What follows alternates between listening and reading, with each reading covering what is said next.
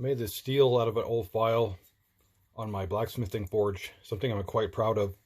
And it's part of what's called a flint and steel kit.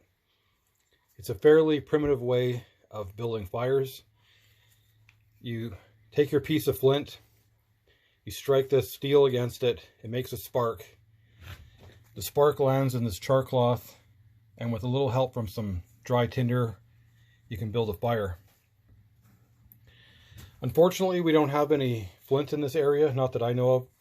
So what I do sometimes is I take this steel with me on a hike, and I look for any rocks, and I strike it against a rock, keeping any that throw any sparks. Here's my collection of rocks so far. But today, I was out picking bottles actually, and this rock caught my eye. I know it's not that impressive, but it was really sparkly in the sun. And usually, a rock that has sparkles in it is a good indicator that it's going to throw sparks.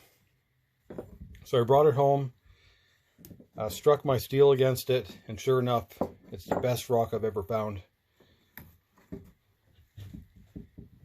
And I know this rock here is kind of big to be carrying around, so what I do is I put on some protective equipment, some safety glasses, and I'll break the rock into smaller pieces like this one here. This one here is pretty sparkly as well. This rock right here used to be my favorite rock for throwing sparks. Has lots of pyrite in it, but unfortunately every time I use it, it just keeps getting smaller and smaller. It really breaks apart quite easily.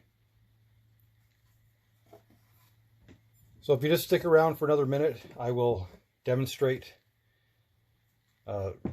striking it with the steel. You can see how much sparks it throws. And of course, I'm going to keep looking. I really love just going around finding rocks. I find it fun and relaxing.